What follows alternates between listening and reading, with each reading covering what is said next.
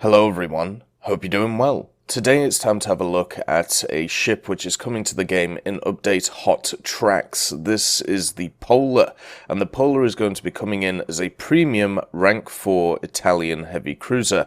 Basically it's going to be a 5.7 premium, very similar to the one that is already in the tech tree, the Zara, and it is a Zara class. It's the sister ship of the Zara, so if you like that vehicle, or if you want to be able to grind through the Italian large ship tree, this might be something worth having a look at.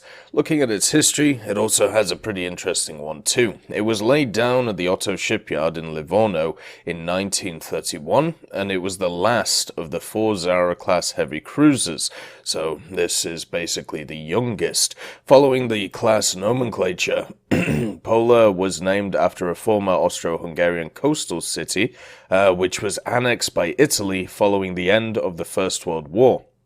Pola's design remained virtually identical to the other ships of the class, but as Pola was intended to act as a flagship, it received a larger bridge superstructure in order to accommodate the additional staff, and this, as well as the missing carved-out sections of the hull, sides below the bridge, distinguished her from the other ships of the class. It was launched in December 1932, and after only a brief fitting-out period, was officially commissioned in service with the Regia Marina in the same month, and in the interwar service period, Pola took part in 2 fleet reviews and participated in Italian non-intervention patrols during the Spanish Civil War, along with other members of her class.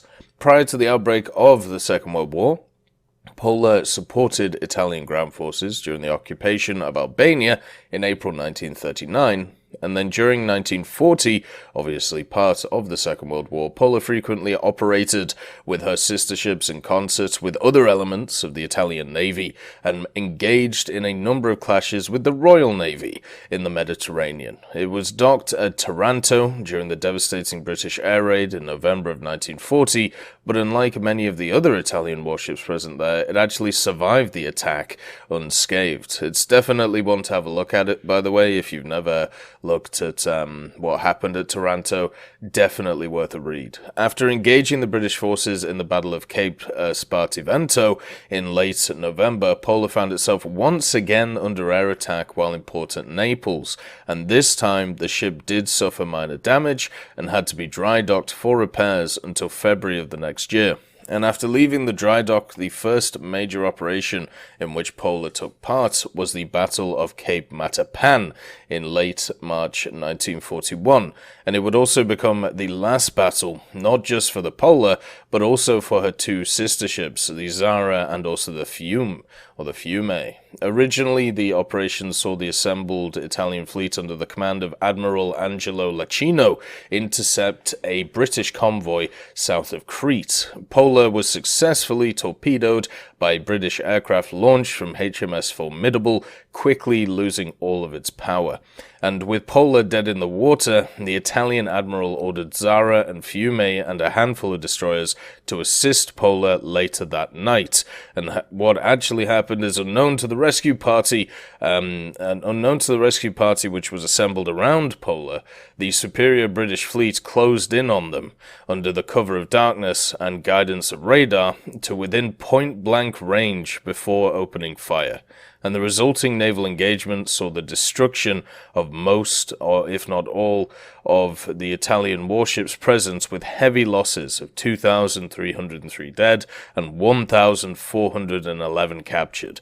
And after the brief battle, Pola was still afloat, and it was boarded by British sailors, which searched the ship for valuables, taking her remaining crew as prisoners, and in the early morning hours of the 29th of March 1941, the stricken Pola was torpedoed by the destroyer HMS Nubian, ultimately sealing her fate.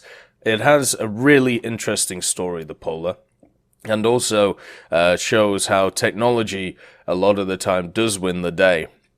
in very specific circumstances, which is why it's always very important to be ahead when it comes to these technological ideas. So the Pola will be in-game as a premium, and as we talked about before, it will be exactly the same basically as the Zara class. One of the problems that a lot of these destroyers or a lot of these cruisers have when it comes to navals and being premiums is they're just flat out better than their tech tree counterparts. You know, they have more AA or they have more of something, such as crew, which just make them better. The Eugen is a great example compared to the Hipper.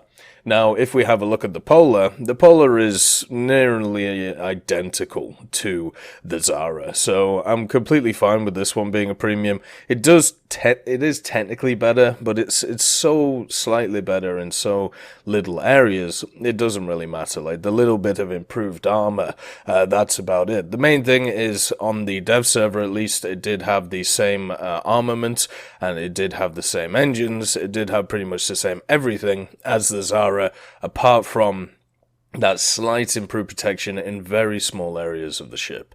So overall, it is completely fine, you know, to have it in. It's nice to see it in as well. You know, the Italian Navy still is not got any battle cruisers. It still hasn't got a battleship, but it now does have another heavy cruiser. And after a lot of the destroyers going down and down and down in BR, because of the fact that they have really low reloads and not a ton of armor, and then you have very high reloads and no armor. Basically slow reloads is what I'm trying to say.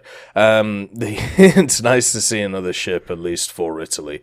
That is the tree right now, which is the least developed, even though it is the youngest as well.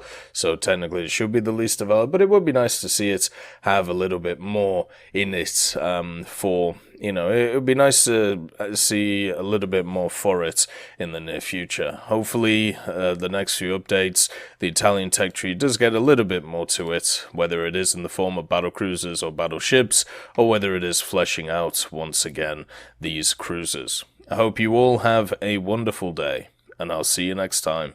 I'd just like to thank John Ryman, Universe, Conte Baraka, Elove Goat, Trigger Hippie, Eugens Terry, Ambrosius McClellan, Daniel Stanton, Martinez B. Young, and also Hans Fagellen, Sebastian Mizon, and Samuel Schlick for supporting the channel.